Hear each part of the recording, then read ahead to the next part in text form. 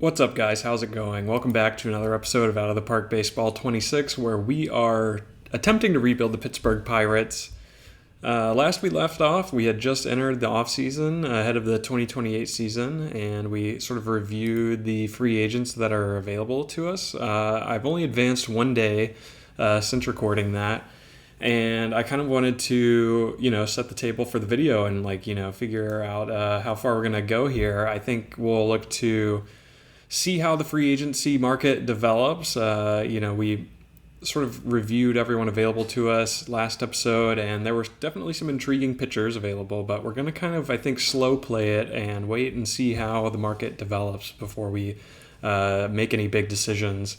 But we're going to keep moving through the early stages of the offseason in this video. We're going to go through the winter meetings and the Rule 5 draft, and then we may even lead up all the way to international free agency. So going to try to keep this one pretty tight and focused for you guys, and hopefully we can move along fairly quickly. But before we actually start moving along here, I just wanted to, as always, say thank you for your support on the series. I really appreciate you returning to watch all of these episodes, and just know that I appreciate your support and help in growing the channel. It's really awesome to see. So let's get into things here. Like I said, we're kind of just in a wait and see approach. We like Nick Lodolo and we like Shane McClanahan to a degree. I think I've landed on the favoring Lodolo side of the argument. So, we're hoping that his demand can kind of come down just a little bit. If I don't notice any movement with it, we may jump in anyway and offer him a contract, something more in the 4 to 5 year range, and then reel back our player development spend. But I'm sort of just waiting to see how things develop. We've only made 2 offers so far. Diego Cartaya as a third catcher potential, and then Jose Tena as just a AAA, 4A middle infield depth option. So just 2 younger guys there on minor league deals. But I don't want to go crazy signing these guys just yet because, if we want to bring on a good pitcher, it's going to cost us. So that's sort of where things stand at the moment. We haven't really made much progress in terms of the dev lab or anything like that, so I don't even want to look at it just yet. We'll review that when we get the mid-season results. You can kind of see how we have the lineup card structured here moving forward, and I'm happy with how it looks. I don't think we need to make any big sweeping changes, like I said, on offense, so I think we're going to sit this one out. But next steps for this video, it's November 28th. I think we're going to move forward through these next 2 weeks off camera, and if anything big happens in between, I'll of course jump back on and we can review it together. But I think we're just going to go straight to the winter meetings and kind of review the news that comes out around that time. And I'm going to keep checking on the trade block and the free agency pool. We'll get back all of our scouting reports on the free agents that we set up, so that'll help inform our decisions as well. But let me get things rolling here, and then I'll be back to update you guys with any developments as they roll in. All right, y'all, we are at the start of the winter meetings here, and I have some updates to review. Obviously, the draft lottery was announced, and, we're not going to compete for the number 1 pick given our strong record last season, but you can kind of see how the top 6 have shaken out here. We will be picking all the way at 16, so it's going to be one of the first times where we're playing around in the middle of the draft this year. But then we're the 15th pick from there on out. So, no, actually we're 17th there and 14th here, so it's kind of weird. We're all over the place. But wanted to update you all on that, and we have made some contract offers that players are considering. So MLB guys we're looking at, I decided to go after Tyler Holton as our new leverage lefty, even though he's kind of a bizarre profile. He's really a kitchen sink kind of guy, full 6-pitch, good control mix, but I just liked that he was relatively cheap, and you look at him, he should be successful against both sides. So I think I'm optimistic he can fill the role for us. So we offered him a 1-year deal worth like 1.2 mil. Like, it's very cheap. And he is considering it. We're at the top of his list right now, so that's good. And then the other one we went after was Shane McClanahan, and I know the injury thing is like a big deal with him, but the other guys just got way too expensive, and we offered McClanahan a very team-friendly deal, just a 3-year deal with like of average value close to 13 mil a season, and there are options after every year, so it's like just 1 + 1 + 1, and it's all up to us if we want to bring him back. So I just saw the like trajectory of each pitcher's demands, and Lodolo and Gore were getting increasingly more expensive, and McClanahan was getting cheaper, so we decided that was the smartest move for us. He originally just wanted a 2-year, 13 mil per season deal, so like very affordable, and we upped it to a 3-year deal that he's actively considering. So, there are other teams interested in him, but hopefully he decides to join our Pirates. We don't have any more news on that yet. But in terms of like other signings around the league, there have been several. The first big domino was Isaac Paredes going to the Giants on a shockingly affordable contract for him, considering he was originally demanding upwards of 20 mil AAV. So this is a little bizarre to see that he would sign so cheaply with them, but we took a slight fan interest hit when he was signed away, only a 1-point change, so we're down to like 52 now on our fan interest. But Mackenzie Gore ended up going back to the Padres, funnily enough, for 5 years, 67.5. And, I just couldn't commit to this like lack of movement, you guys. That's ultimately what scared me off. And in our most recent scouting report, we saw a bunch of regression in his toolkit with the velocity included in that. So I was really kind of scared off, even though the contract isn't like too egregious. It's just a flat 13.5. I just felt like I didn't want to tie us to him long term, and I was just kind of put off by the most recent scouting report with him. So, no other huge moves. Glasnow to Texas on a 1-year deal, pretty cheap, but again, he's coming off of a pretty substantial injury, so a little bit risky for them.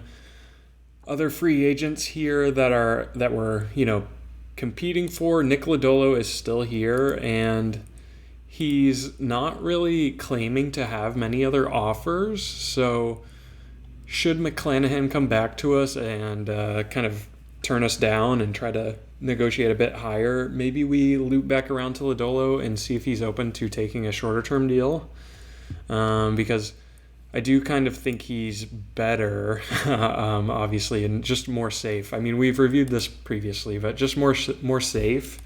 It's just the thing with McClanahan that's interesting to me is that it's such a short time commitment, only a 3-year, $37 million deal. So that's sort of where things stand currently. And then we have some more like minor league, guys here that we're offering. But the way we have our money currently allocated, this stretches us pretty thin on available money. So we may look to pull back on player development anyway, just to leave us more room for the draft. And, should we need to acquire more salaries and the purchasing of more contracts to add to our 40-man, that's going to add to this as well. So we're going to have to open up some room, it's likely. But I'm happy with the guys we've offered. I think getting Holton on such an affordable deal just makes a ton of sense for our back-end bullpen, and we'll see what ends up happening with the starting pitching. It's far from over, It's still possible we could compete for Lodolo, but more to come soon. We have the Rule 5 draft in the next week or so of game time, so I'm likely just going to advance straight there, and then I'll recap you guys on anything that has happened in between. Okay, sorry guys, back with a quick check-in. Obviously we're approaching the Rule 5 draft. Nothing has really happened in between, but we have a bunch of Rule 5 eligible players we need to figure out what to do with. So we currently have 10 open slots on our 40-man, and I'm trying to make sure we leave a couple of slots for our pitching acquisitions. So like whoever the starter is we bring in, and the back end lefty reliever as well. So I need to fit in a lot of these guys. These are all the kind of Rule 5 eligible guys here, and I actually didn't realize that Connor Griffin was Rule 5 eligible, so he's definitely going to have to be added to the team. But we're going to go bench Griffin. I think Florentino is safe because he's only at 25, so we're not going to protect him, but definitely protect Lantigua. Same for Tony Blanco, only at 25, and Tyson Neighbors. I just don't care that much, but we're going to protect both of these outfielders as well because they're at the AAA level and they're 40 overall. I also want to protect Yordani for sure. So we're up to 5'6", so that puts us at 36. I also want Wes Kath as a backup first baseman just in case. So that puts us at 37. And I'm kind of thinking we leave it there and then maybe one more pitcher down the road. Like Levi Sterling is here, who I obviously don't want to lose, but he's only a 35, so I think he's likely safe. I don't know, you guys. It's gonna be close. Maybe there are other players we can look to waive off the 40-man as well. Like this is a ton of outfield depth to carry, so maybe we don't need other guys on our team like Barossa and all of that, but I wanted to come on camera to let you guys know that I'm going to place all of these guys on the 40-man officially. So that brings us up to 37. If I end up freeing up any more slots or making any changes, I'll just update you when we get to the Rule 5, but I just wanted to do that on camera while I thought about it. And we have officially made it to the Rule 5 draft here. I did make one more addition to our 40-man. I wanted to add our recent acquisition, Jonathan Santucci. I was worried that maybe teams would be looking at his OSA scouting and take him, so I felt like it was smart to, add the 25-year-old to the 40-man. But we have 3 available slots. We're going into this at 37. And I've already kind of looked at the pool. I don't think it's quite as strong of a year. There are a bunch of good potential guys here, obviously, and a couple of them are our own, Florentino and Blanco. We're just hoping they don't get selected because they're 25 overall. But we don't pick until much later in this one. We pick 14th, so it's likely we're not going to get our first choice of player. But I'll go over 2 guys I'm sort of looking at. I'm thinking about the swingman role in our pitching and who is that long relief kind of guy. And I found an interesting name here, and that's Thomas White from the Marlins organization. He's still just 23 somehow, and at one time we viewed him as a 60 grade potential, now 2 years ago in the sim. And he's never really quite put it together, but I would be willing to at least invite him into camp and kind of see what he can do with us. We think he has a 55 BABIP rating. So, OSA thinks there's a lot more movement to tap into with him. I just kind of think it's a good shot to take and one I would be willing to do if he's there. But other than him, there's not really any other pitchers I'm super interested in. Franco Aleman has really loud stuff, but he's fragile and I just don't know, you guys, if I want to bank on that guy being our long or middle relief. But he may be interesting as well. We'll just kind of have to see what we think. As far as bats go, there were also a couple here that I'm interested in. A lot of usual suspects, names we've seen in the Rule 5 before, but I think now is finally the year where maybe we claim Roderick Arias and punish the Yankees for leaving him uncovered, because I'm thinking about our backup infield role, and we have Piguero backup for up the middle, second and short, but it doesn't hurt to have another guy who can play third base as well behind Vientos, and Arias can also back up the middle, in addition to Piguero. So I kind of view him as a nice option for us. He had 25 homers at AAA last season for a real positive WAR, 114 WRC plus, and he's a switch hitter who's going to strike out, but maybe he'll be able to push a few out. I just kind of like the versatility for the 23-year-old. I think he could make sense for us to take. And then a lot further down the board here, there's another guy that I'm interested in. I did sort through all of these names, believe it or not, and that's Aiden Miller from Philly, who's really kind of lost his shine as a prospect. We also viewed him as a 60 grade at one point in time, but he's still just 23, and he had a solid season at AA last year, and AAA was just kind of okay for him. But in a similar mold as Arias, I would just look to bring him in to rotate with Vientos, once a week, and kind of see if he can turn into anything. As a righty bat, I think his ratings against left look pretty good. But it's just kind of like we have Jack Brannigan, but we would be wanting to bring these guys in to kind of compete with him to see if anything might happen. But, there's no guarantee that any of them are going to be available to us when we're on the clock. So let's go ahead and do some of this live for the drama. Hopefully our guys, Florentino and Blanco, do not get selected here, and we make it out unscathed, not losing any of our players. But let's do Houston here is on the clock first, and they will take a pitcher who we didn't really have on our radar, so congrats to them. Now we have Detroit here. They go Robert Gasser, who I think has been selected in this before. No pick. And then Dominic Parachi, the guy we traded to the Nationals in exchange for Jojo Romero, goes to the Athletics. They left him unprotected, I suppose, thinking he would not be selected. But now we have Los Angeles here, who skips their pick. Washington will go Ricardo Yan, who, just has control issues. I thought we have a guy with a similar name in our organization. I thought maybe he was from us, but luckily no. Philly goes with the pitcher, Alejandro Rosario. Carlson Reed ends up being selected by the Cubs. So the Cubs poach an arm that for us was at AAA last year and had a 7 ERA and a 2 WHIP. So you can definitely see the upside. He's probably more of a reliever, I guess. That's maybe what they're seeing with him.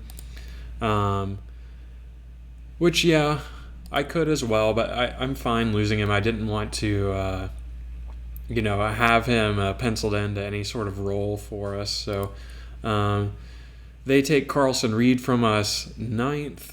Let's continue on. We're nearly to our pick, but Cincinnati is up next. And they go with a catcher. San Francisco takes a pitcher who we didn't really have on our radar. Tampa, Wilfred Veras.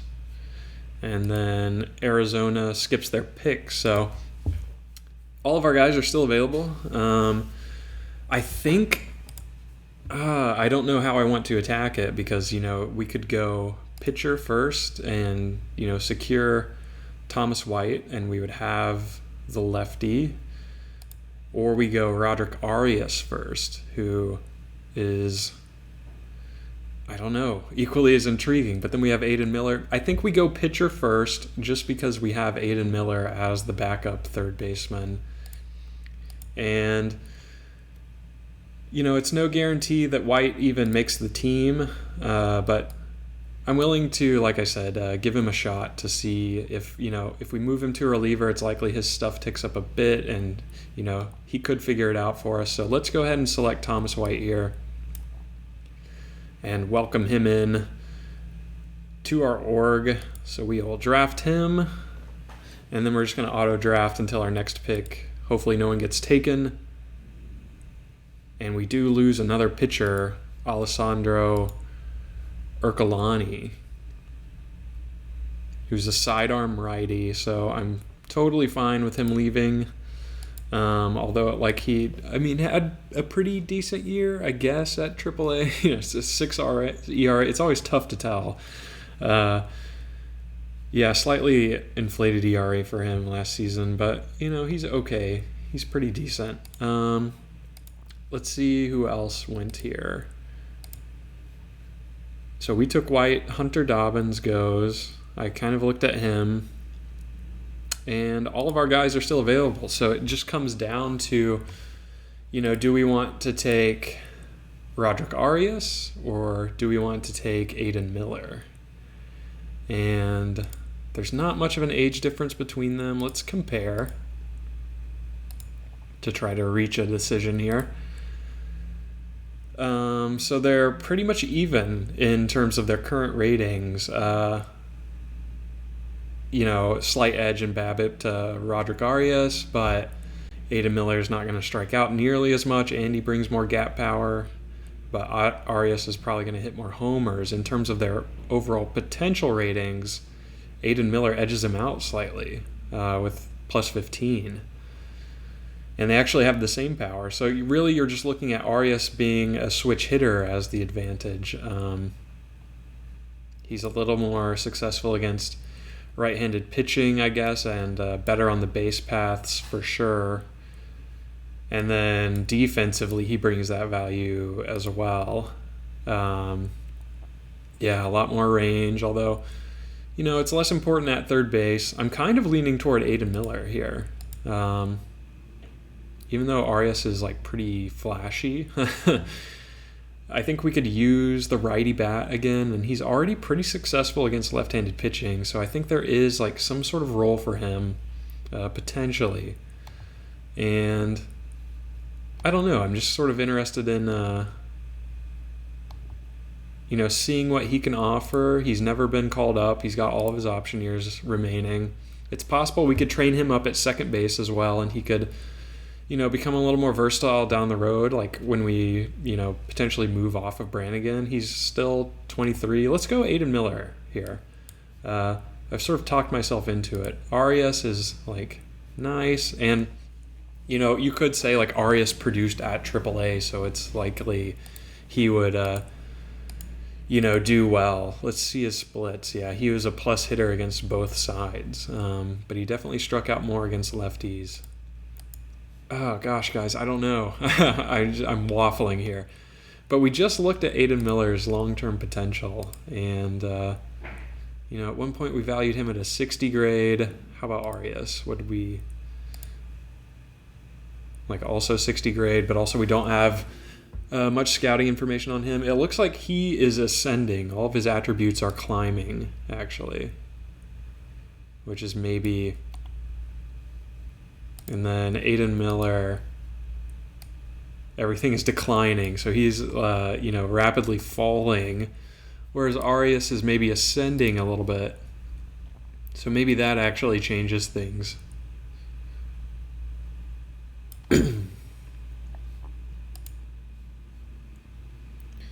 Let me know what you guys would do here. Again, I'm waffling on the decision. Let's see, how is Aiden against right-handed pitching currently? He's just okay. We think there's a lot more power for him to tap into.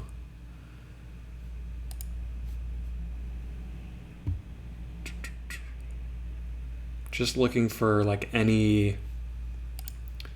red flags here. He has a bruised knee and a strained shoulder, but nothing too major. Arias has dealt with back and knee injuries previously, and one kind of extended injury. Let's go with Aiden Miller. Let's keep. Let's go with him and just call it here. So I didn't really expect to take two guys in this draft, but we end up, with two kind of fringe players. We'll see if they end up making our roster out of camp. But we're going to auto draft until our next pick, and then we're going to skip here. I think we're done. And we lose another pitcher. So our pitchers are getting totally poached here. I was aware of this guy, and I kind of liked him, but I didn't like that he threw low 90s. So we're going to kind of need to reload our AAA pitching staff through free agency. I guess it's feasible we could swoop in and take Arias here as well, but I don't think we have the space because we're still looking to bring on another 2 pitchers from free agency. So we're going to have to clear up room somewhere. It's likely, waiving someone like Mike Walsh or, somebody, Lister Sosa is still here. So we can definitely make up the space to bring on 2 more guys, but I think we're done in the Rule 5 draft. So let me know your thoughts on the haul. I guess we'll see how everyone turns out as we get through spring training and we lose another pitcher. Gosh, we're getting destroyed. Magdiel Cotto, I actually probably liked him most of any pitcher that we left unprotected because he throws left, he throws low to mid-90s. Throws a forkball, which is pretty weird. So that's kind of a bummer that we lose him. We're just getting smoked in all of our upper minors pitching. So let's see if we lose anyone else here. Hopefully no. Okay, the draft has concluded. So after we took Aiden Miller, we just lose a couple more pitchers. No other really big notable names, but the freaking Reds, dude, our own division, taking our guy. Lobo went to the Rockies, and the Dodgers took Urkelani.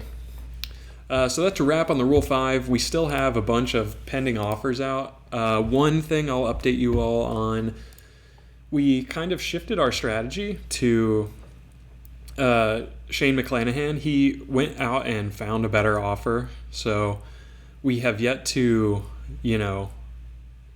renegotiate with him based on his new demands. So he's kind of a lost cause for us. I wasn't willing to go. I think he wanted upwards of 15 mil now. So I wasn't willing to meet his new demands. You can see he wants 15 right now. So we went back to Nick Lodolo, who had yet to receive any offers, and we kind of just came under his estimate at a 4-year deal that's really affordable for us. So he currently favors that. So fingers crossed we get an acceptance from him soon. It does stretch us thin. We're dipping into the negative, but we still have plenty of time before the preseason kicks off to rearrange our player dev budget and all of that to make sure we have some available money. But those are the updates. Now we're just waiting on still Tyler Holton and now Nick Lodolo to make their decisions. And jumping in here just a few days later from the Rule 5, we've got our mid progress report on player dev, and I wanted to show you guys how that's looking. So only one struggling program, but only a couple who are on track or excelling at the same time. So O'Neill, Cruz, and Termar are both sort of struggling with their strength and conditioning programs. O'Neill's on the brink of achieving that, but Dan Beebe's really struggling to get his secondary pitch improvement going, so that's really disappointing. I kind of hate that for him. The teaser in the description kind of alluded to should he finish as a struggling program, the detrimental effects will be to his fatigue or something like that. So maybe his stamina or health would decrease or something. So we definitely don't want that. Hopefully he can turn it around in the final months here. But Connor Griffin is sort of frustrated along with Quentin Young. What's new with Quentin Young not achieving his program? But Nate Snead is on the brink of achieving his, and Carson Benj is also kind of frustrated with his bat speed program. But we have a couple who are achieving. So Harrington is excelling at his gap power, which we love to see that for our shortstop of the future. And then Jones is improving his control, which I think will be nice. And then Alfonso is on track with the bat speed as well. So that would be really big for him to tap into that. So just a quick update on how this is going. I'm going to keep things moving along. Next thing we have on the calendar is international free agency. So I'm thinking we can go up to that in this video, and then we'll kind of end there. Of course, if anyone signs in between then, I will make sure to jump back in and keep you all updated. jumping back in here just a few days later. It's January 1st of 2028 now. We've turned over to the new year, and Nick Lodolo wants more money. Funnily enough, the Mets are willing to pay him. I don't know how they're affording that, considering we just traded them Paul Skeens. And anyway, he has a deal for around $70 million, so we decided to be a little bit more aggressive and go back after him. I just felt like he was like pretty safe to bring on, and I trust that he'll age gracefully. I don't know. I just wanted to beat the Mets. I didn't want to let them have him because we also see here that Shane McClanahan is now off the market and has signed with San Francisco for, close to $14 million a season. So we're really kind of staring down Lodolo or bust at this point. So hopefully our latest deal is good. I think we offered him close to 77, so a little bit more, and it's a 4-year deal. So it's kind of risky on our end, but also I don't mind it, entirely. So we'll kind of see what goes on with him. We ended up losing Carmen Mlodzinski, who actually got paid somehow by the Astros here. 3-year deal, $5 million a year. Like, okay, Carmen, get the bag. And to be fair, he's been really good for us the last 2 seasons, but I just didn't feel that he was worth that. But of course, fan interest has decreased by a lot, and that brings us right down to a 50 threshold. So it's really kind of in the danger zone. If it were to slip under 50, I think it would be, not green, not neutral anymore. I think it would be more like in this orange color, and that would not be good. So hopefully we can figure out something there. I think it's likely, even I'm thinking about it now, if Caleb Ferguson signs with another team, it's likely this even falls further, but let's keep going. I'll see if Nick Lodolo signs. We're just a couple days off of IFA signing opening up, so we'll touch on that when I check in with you all next. All right, y'all, a couple of big updates. Tyler Holton is on board for just 1 year, 1.2. So this is really awesome. We feel good about him. Kitchen sink guy, good control. He's coming off of a big, elbow reconstruction injury that had him out all of last season, but we're buying low. We're hoping that these ratings end up playing at the back of our bullpen, and he's still just 31.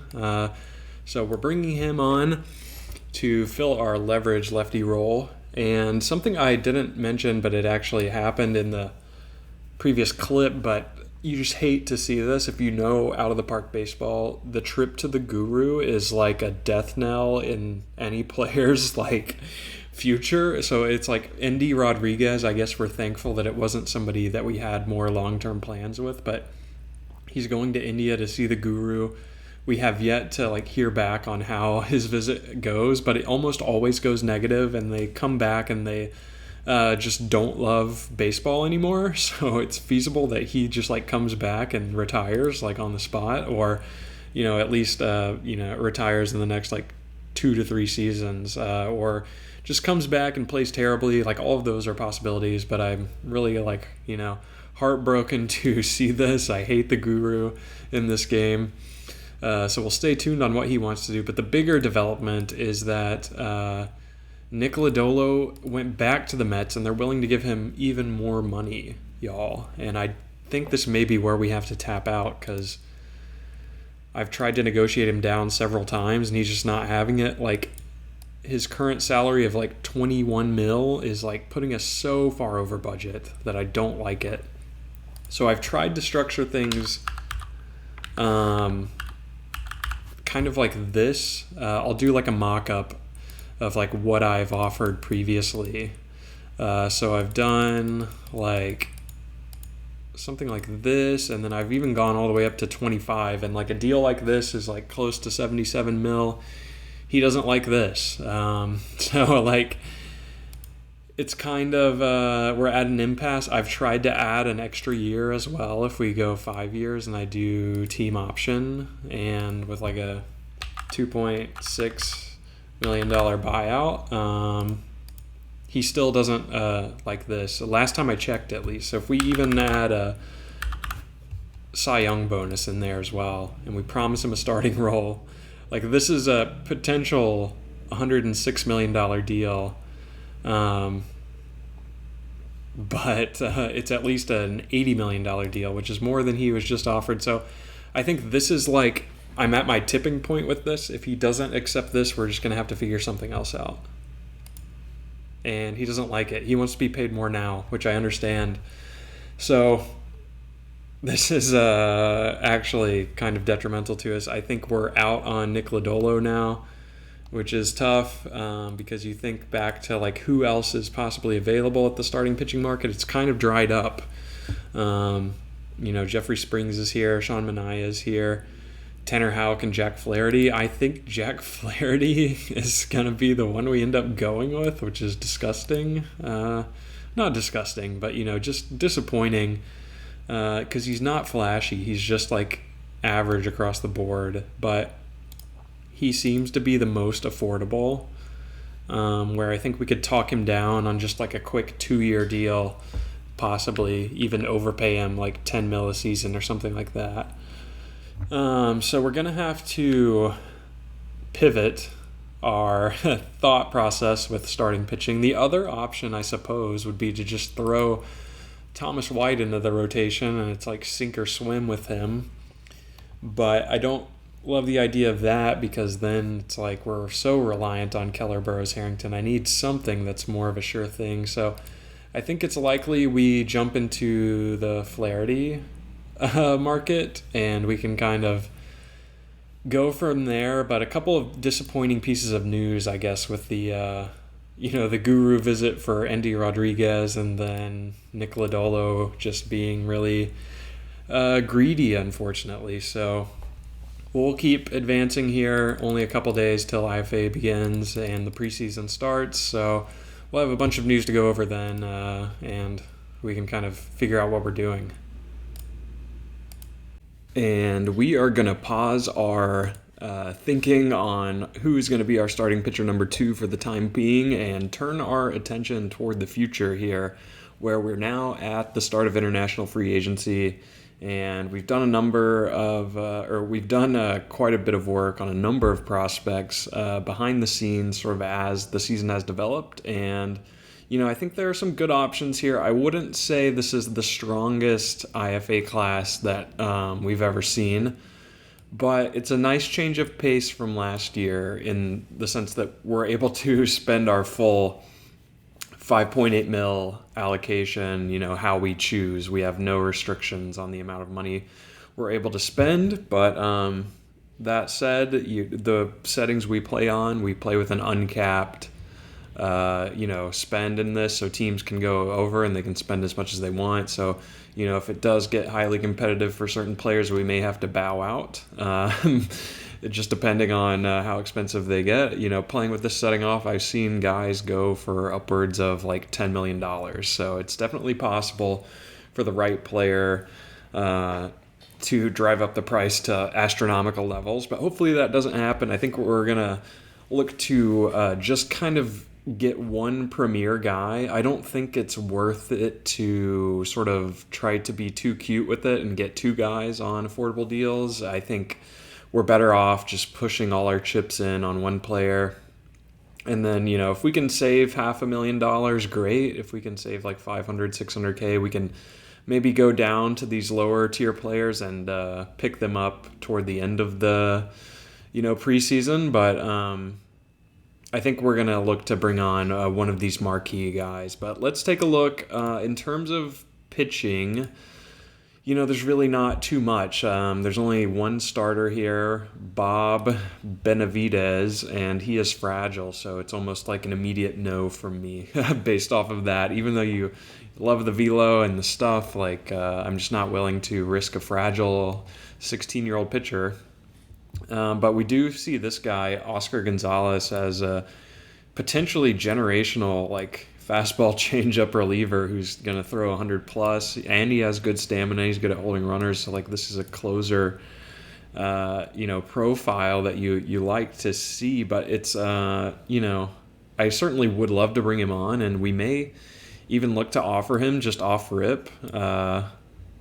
Because he's a medium dev risk, so he's got a good chance of panning out. And I'm a sucker for a 90 grade fastball, so I do like him, and his demand is only $400K. And we have a very strong relationship with low league interest. So I'm thinking if we come in at like 350, maybe we can just get him off rip. So he's the one pitcher I'm sort of interested in. Most of the potential here is with the bats, though, and it's a very strong catcher class. Although I didn't love the profile of every catcher here, and I kind of almost favored this guy further down the board at 650.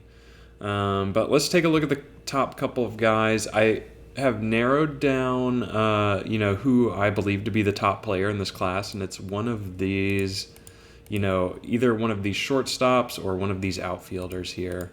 But Hector Contreras has a strong argument for being the best player, and he has an 80 grade scouting potential for us. The bat just looks like tremendously well-rounded across the board, and it would be hard to turn him down. I love everything about his profile. He looks tremendous. The only thing where you could poke a hole would be the defense. He is currently listed as a shortstop, but he's definitely a third baseman, possibly even a second baseman.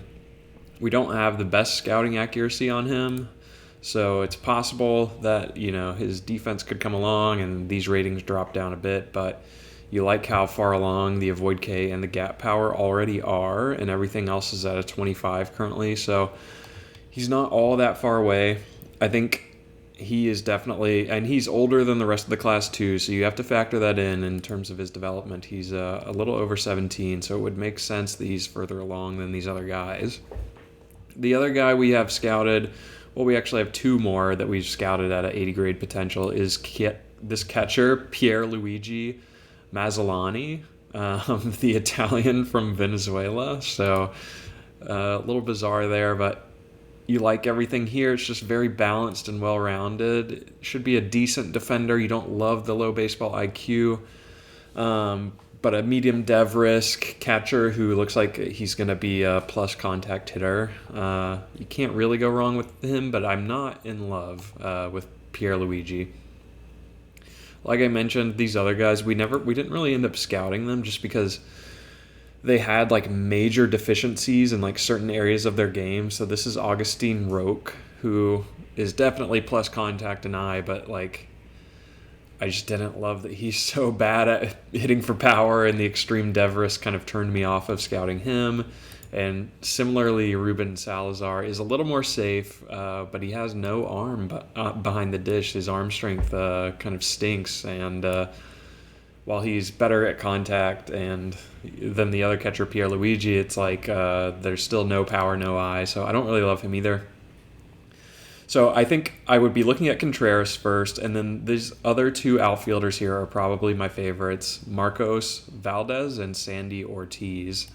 Marcos is nicknamed Snellzilla, a big lefty outfield bat who looks like he could have some decent range, but you don't love this personality. He is almost certainly outspoken, which is a fine personality to have, but I just don't like the low work ethic.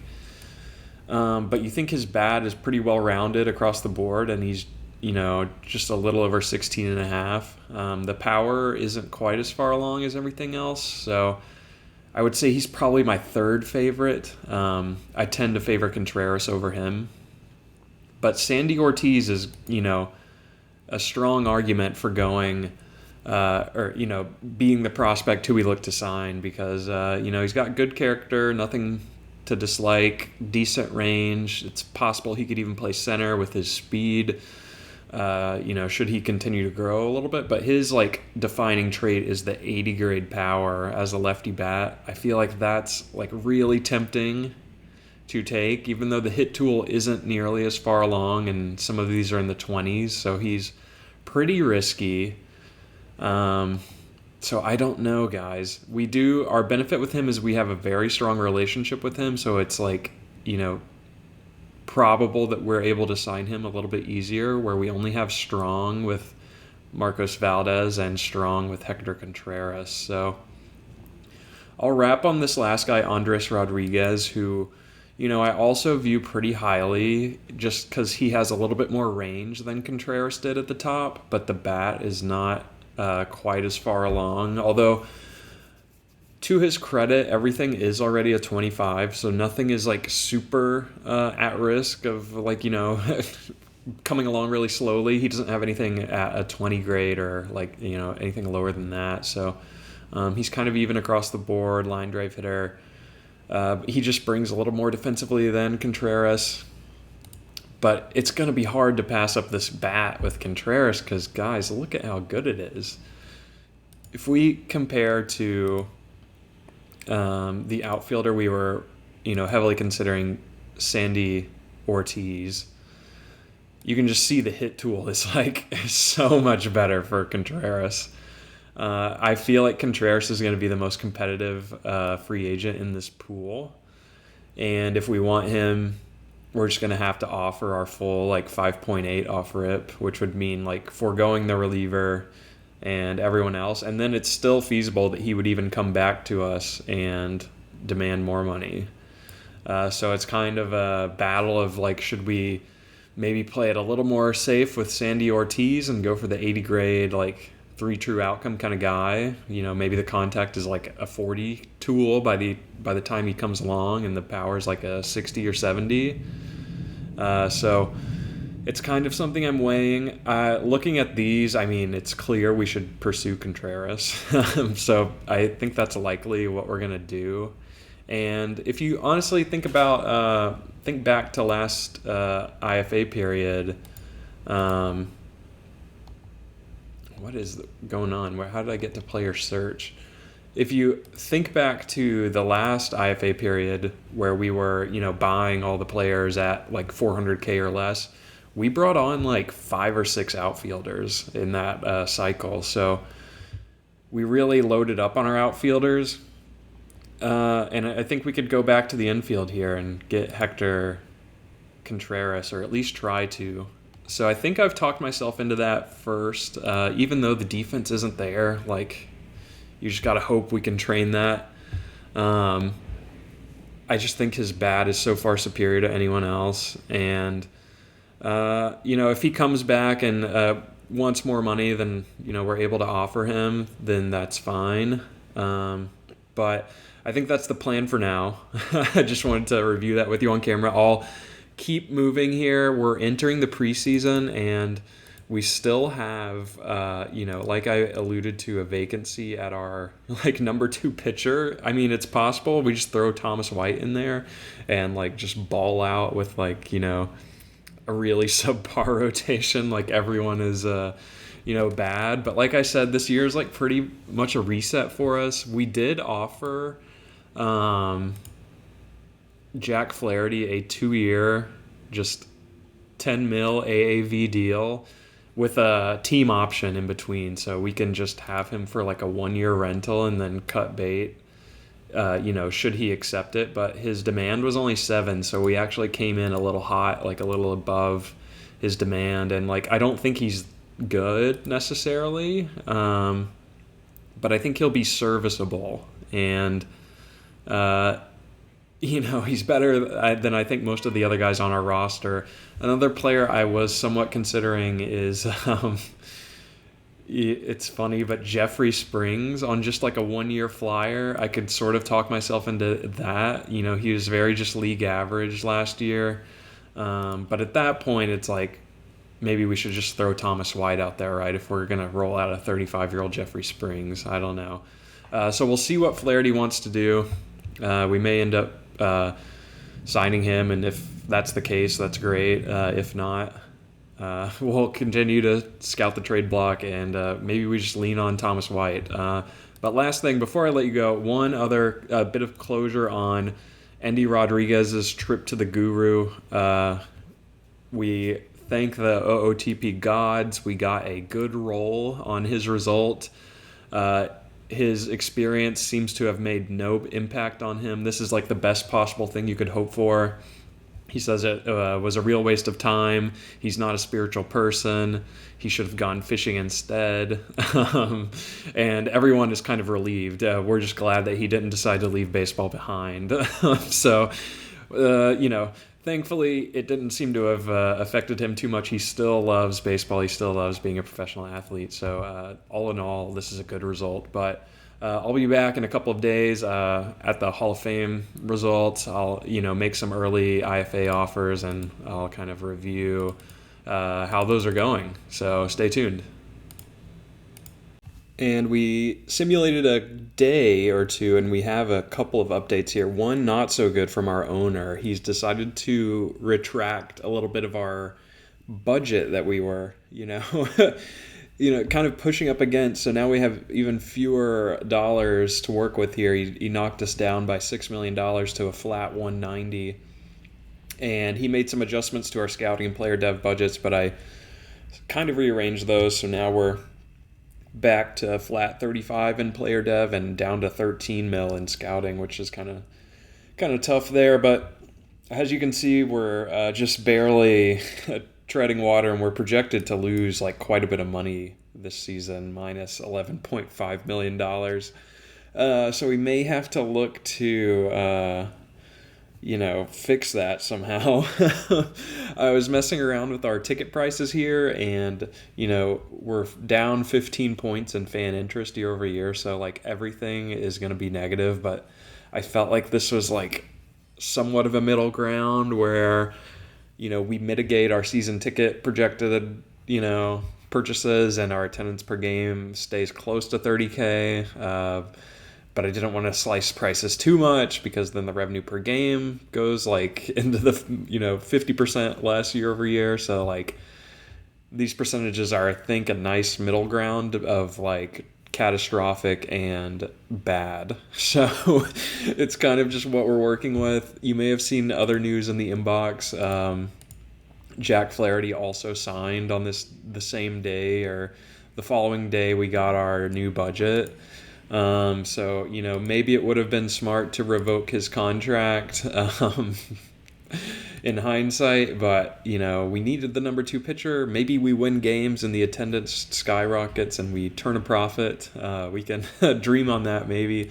But I actually misspoke on his contract. It's a player option for next season as well. But I don't mind 10 mil. It's like super cheap. And next year, Mitch Keller comes off the books for us. So, we would be tied to Jones and now Flaherty. And then you're assuming Dan Beebe would factor next year as well. So that's kind of 3 decent pitchers that we can kind of pencil in for us. So, all around happy to bring him on board, I guess. He's better than nothing, but he's not popular with the fans, so he's not really going to move our ticket prices very much, but he's just kind of a steady guy, although he is on like an every other year kind of good performance track record. His year in Milwaukee, it looked like, did not go very well, just on his surface level numbers, but last year he was good in Arizona, so felt good about bringing him on.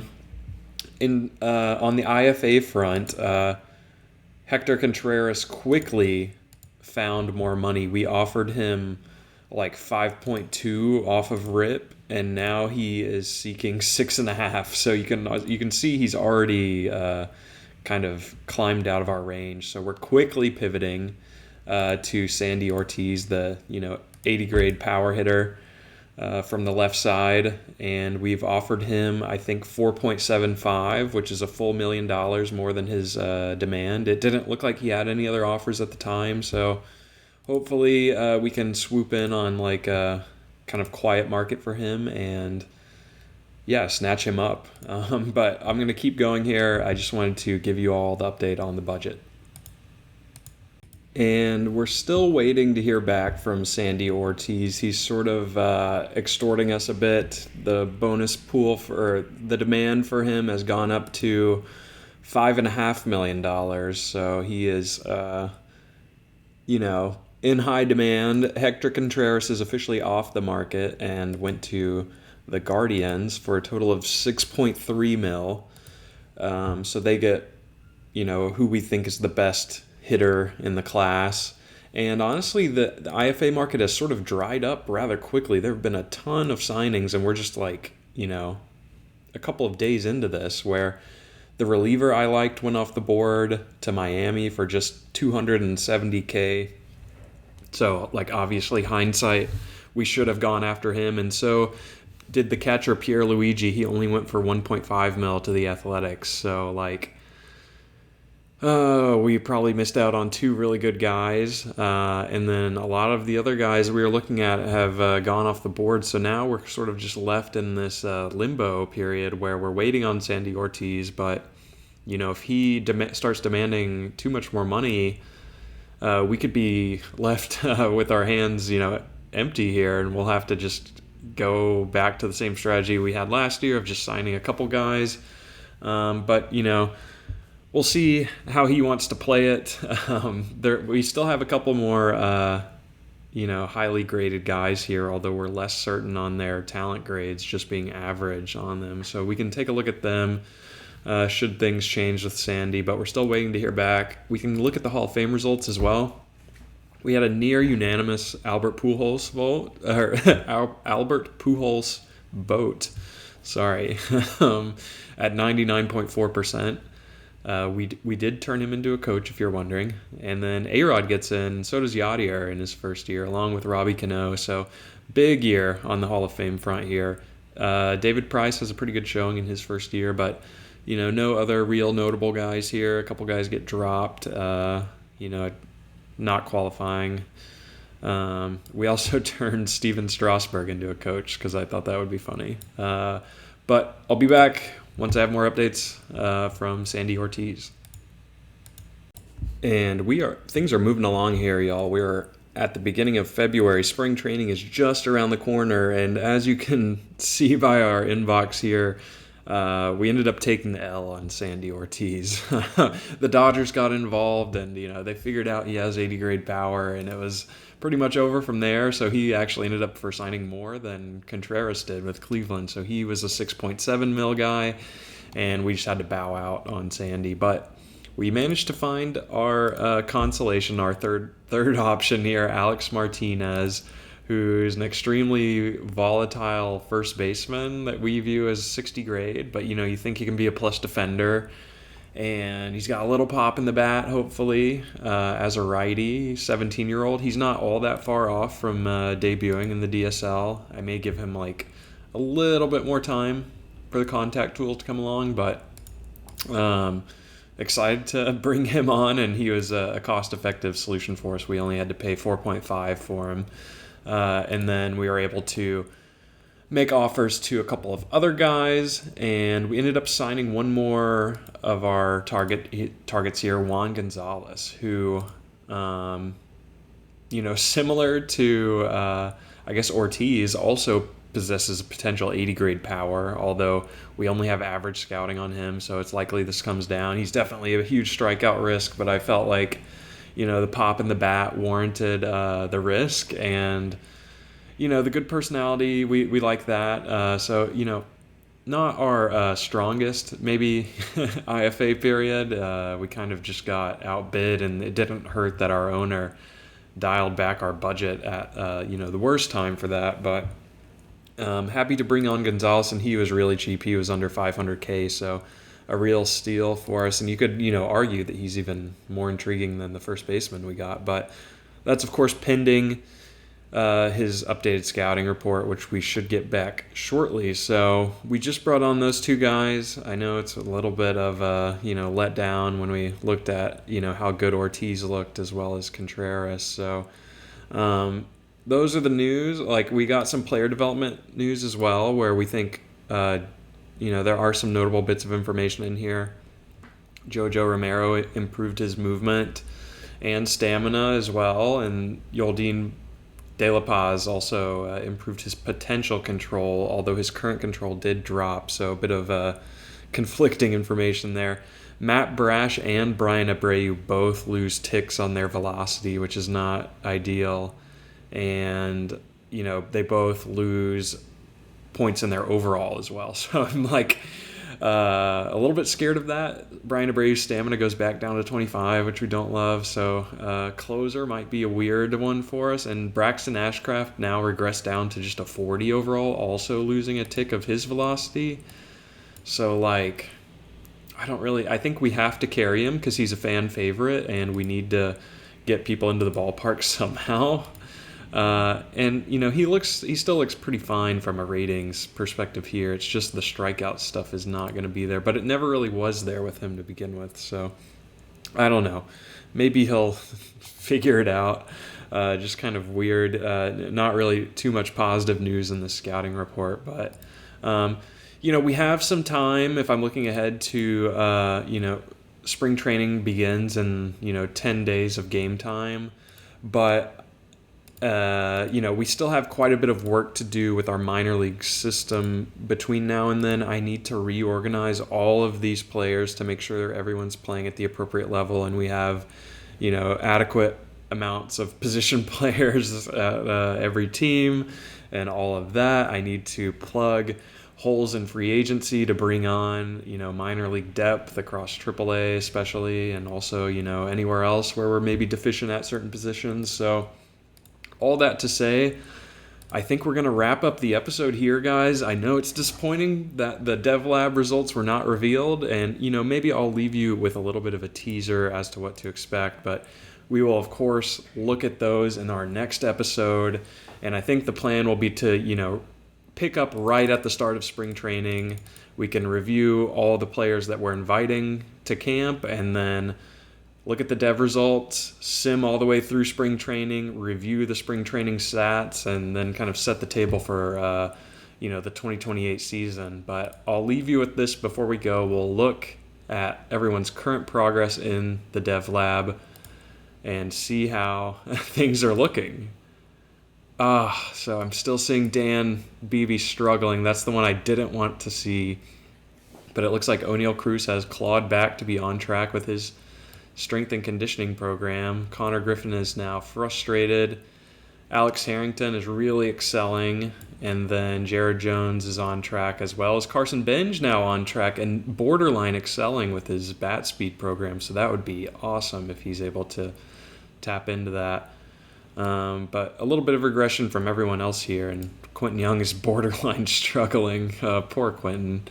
But we'll see how these change. We still have, like I said, about 10 days of game time before those are finalized. But as always, thank you so much for watching the video. Let me know your thoughts on the off season and how we handled international free agency as well as our pitching need. On both accounts, maybe not our ideal outcomes, but I think we managed to kind of save it with, consider all the available options. But let me know how we did. And then maybe a little homework as well, like, consider our total available money here and, should we look to trade anyone in this upcoming season? I know we spoke about Cedric Mullins a little bit before, and, you could argue Matt Brash and Abreu are now trade targets as well, as they're on expiring deals. So I'd be curious your thoughts on, guys we can look to cash in on in this roster to maybe help out with our finances, because as we're projected right now, we're projected to be in a deficit of about $11 million, which our owner will not be happy with. But anyway, that's enough rambling, and we're almost done with the off season here. So I appreciate you guys watching these videos, and your support on the series means a ton to me. So hopefully this is an enjoyable episode. I'll catch you guys soon with the spring training results and the dev lab results. I'll see you next time. Thanks for watching.